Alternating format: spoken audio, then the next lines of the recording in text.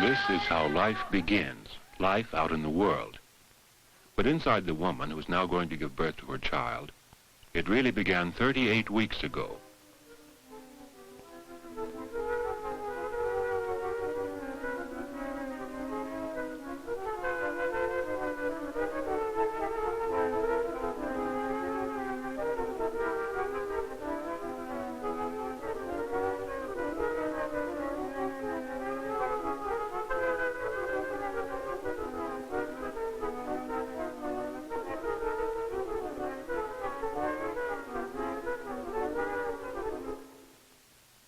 On that occasion, there were several 100 million sperms on their way to the one waiting ovum.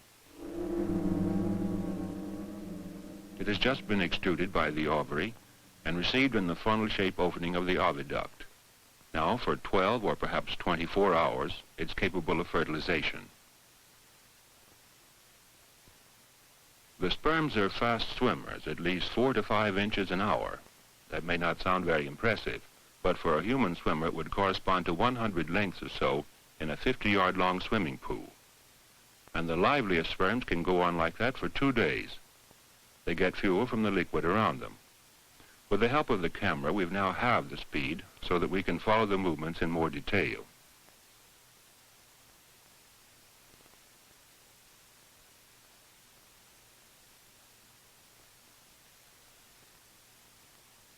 The germplasm is situated in the head. The head of every sperm has its own particular mixture of the future father's characteristics. And then, of course, there are the important sex chromosomes, either X or Y. X gives a girl, Y gives a boy. On account of this mass production of sperms, it's not so surprising that some specimens are not absolutely perfect. It's quite usual to find, for instance, the occasional sperm with 2 heads.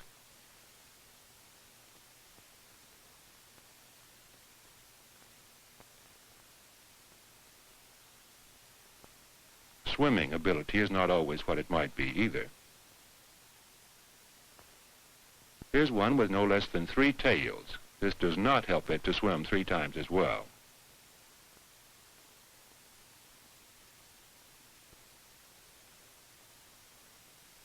This one's tail is awry, and it can only flounder about in a circle.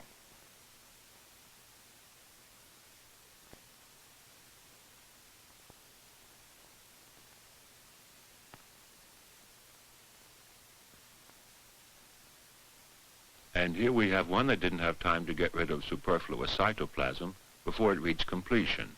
It's too heavily loaded. As a matter of fact, there is no great danger of deformed children resulted from isolated unsuccessful sperms such as these. It seems that they just don't reach the ovum. On the way up to the ovum from the spot in the vagina where the sperms arrived on ejaculation, there are a lot of obstacles. They first find themselves up against a tough barrier of mucus. The mucus is like a protective plug in the uterine opening, which is the dark hole we see in the middle.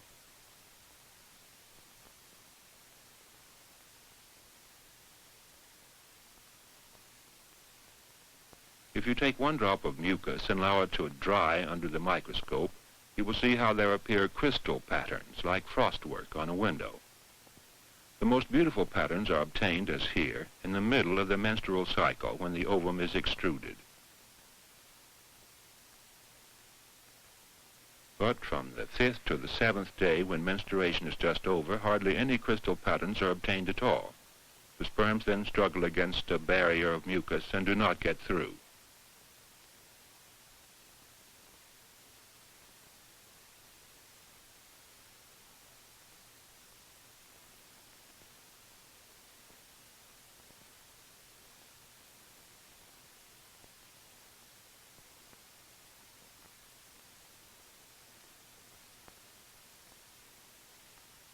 The nearer we get to ovulation, the more beautiful the patterns become.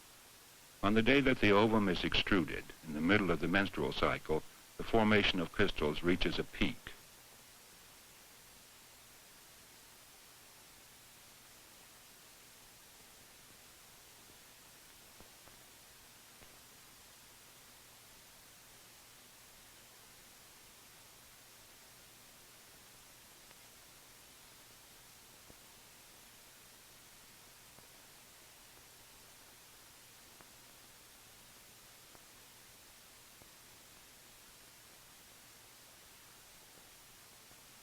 It is a sign that the molecules in the mucus are arranged in long bundles, like the wires in a length of cable.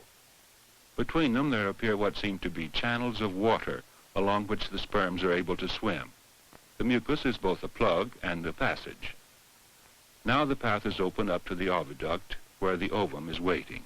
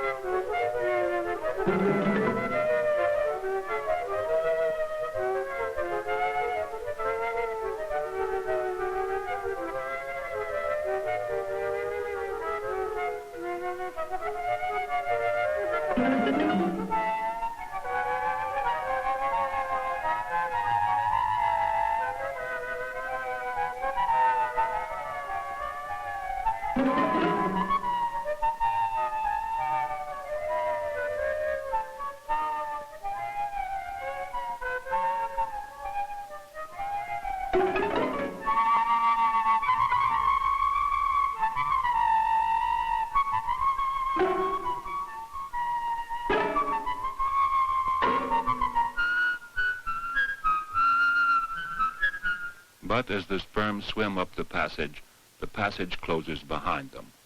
Shortly after ovulation, the mucus plug once again becomes tough and difficult to penetrate, and the crystal patterns dissolve.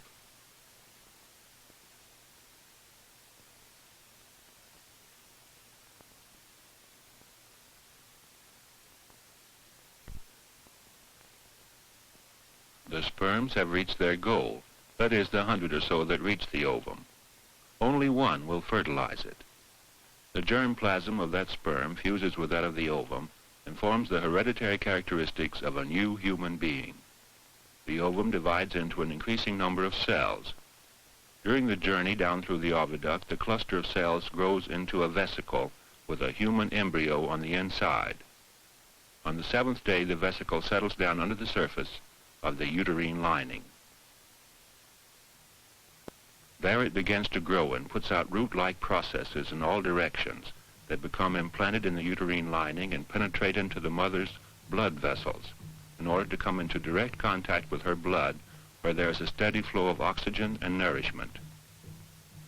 Inside the vesicle there is a being which as yet has not acquired very many human features.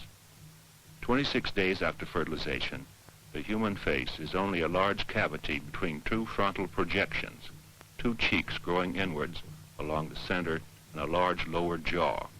The length of the body is 1/8 of an inch. 28 days after fertilization, 14 days since menstruation failed to take place. The large heart is clearly visible, as is the first primitive blood circulation. The heart has been beating for about a week.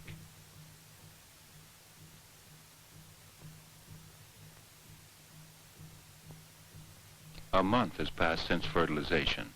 The child is bent forward. As yet there is not so much of a face that it needs to lift its head. The head is the whole of the horizontal part, where we now see clearly the primitive brain through the thin skin. The small black circle is the eye. In front of the eye we see the cerebrum or forebrain, which is not particularly impressive at this stage. Here are the roots of the placenta which absorb nourishment for the growing child. The roots lie in a pool of blood from the mother's blood vessels, and through their surface layer, oxygen and nourishment stream in, while carbon dioxide and waste products pass out. The surface layer is also a barrier against a lot of infections and poisonous substances.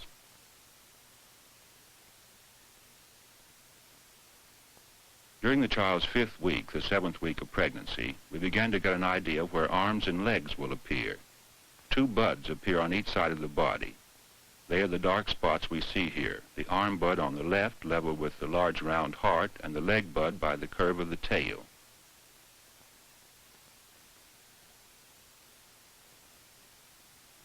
At the end of the 5th week, we began to make out the shape of the arms. The eye is a black circle. It is the dark pigment of the retina we see. The cerebrum is still not very impressive. The thing that looks like a mouth with thick lips is the ear. To begin with, it is far down as this on the throat.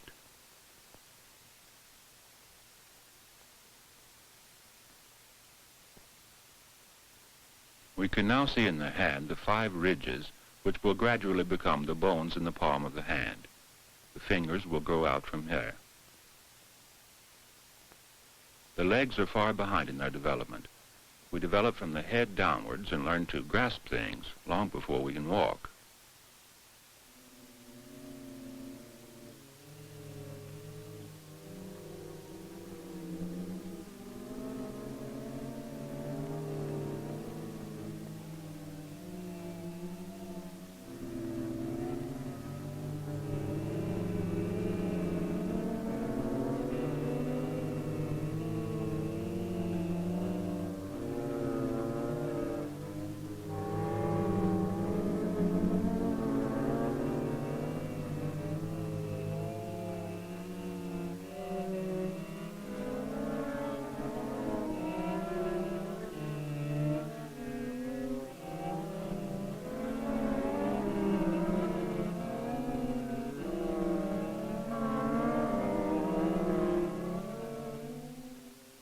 This small balloon is the yolk sac. In mammals, it does not contain any yolk and is used for the production of blood corpuscles. Later on, the making of blood corpuscles will be the business of the liver and spleen, and afterwards of the marrow and the skeleton. So far, the skeleton is not complete.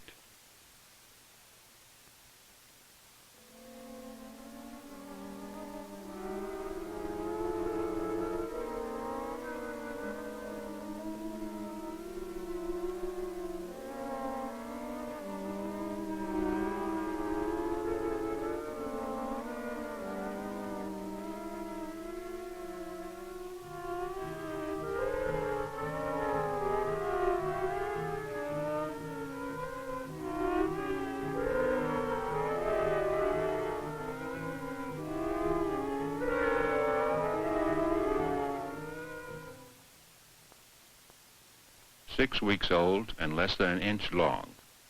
The mother's menstruation misses out for the second time. The child has got a small nose and fingers. The toes are beginning to form. Through the large vein in the umbilical cord, blood containing oxygen and nourishment streams via the liver into the body. The blood with a low oxygen content and containing waste products is pumped out through the 2 arteries in the umbilical cord back to the placenta.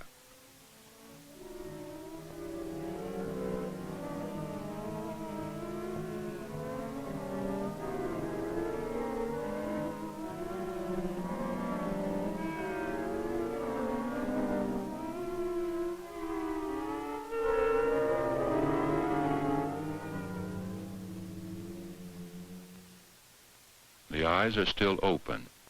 The fingers begin to grow. The object that looks like a stern mouth is the outer part of the ear. The face is bent forward on the breast.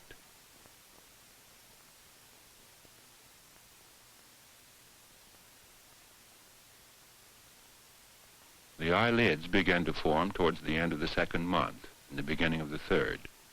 We see a side view of the eye with the black pigment at the bottom.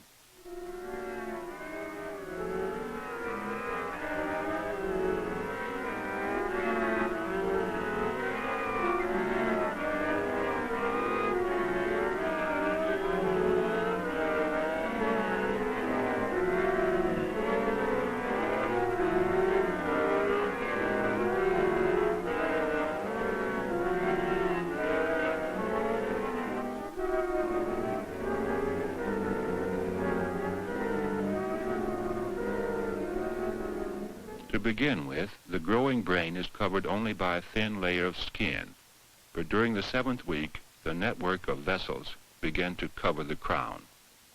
In the wake of the blood vessels come connective tissues with cells which will eventually form the bones in the skull.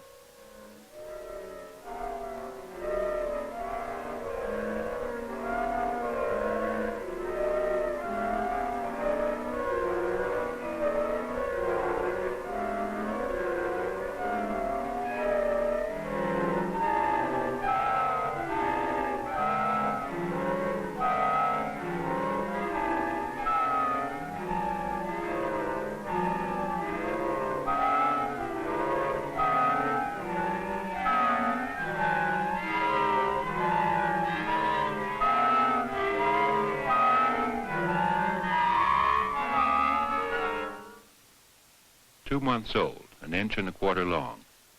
The eyes will soon close and not open again before the 7th month. 2.5 months of the pregnancy have passed.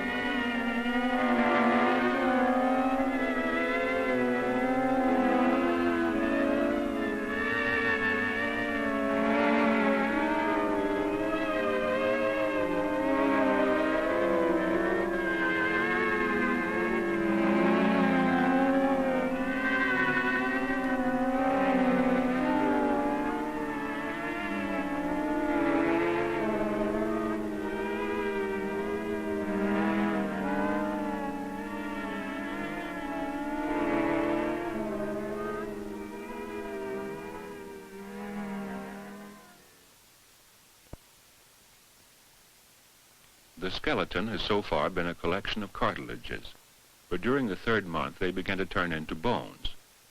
In the case of the long bones, as here with the forearm for instance, the bone tissues grow from the middle outwards toward the ends. The cartilage growth is ahead the whole time. It becomes a kind of chase. Bone chases cartilage, and so the long skeletal bones get longer and longer. That's how we grow. For the continuation of growth, more and more small centers of bone growth like these began to form, an increasing number of bones. At the end of the 3rd month, small centers are visible in the hand and fingers.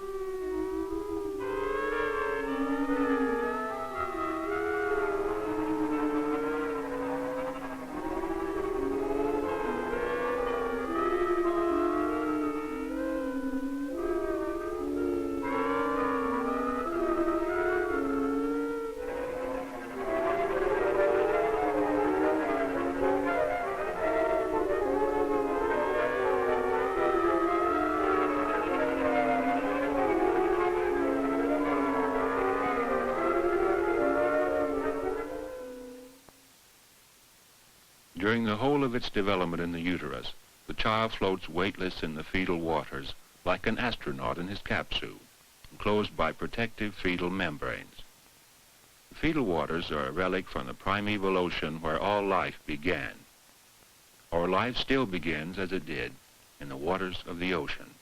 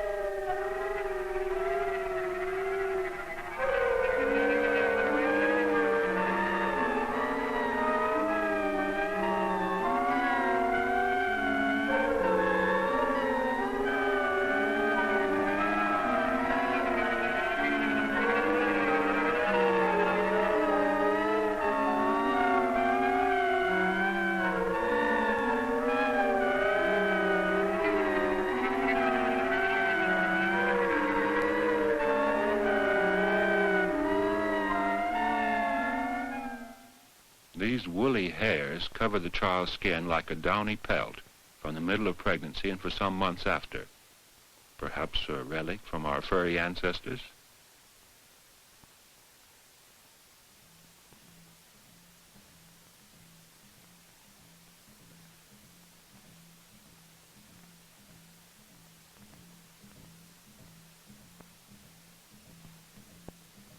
When 4 months have passed, a lack of space starts to get noticeable. Of course, the child has been kicking ever since its muscles developed, but now it finds something in the way the whole time. The mother feels the fetus quicken. Now the child moves about constantly when it's not asleep.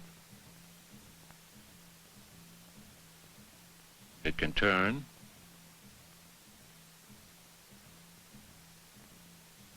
and it can also suck its thumb, just as this boy is doing.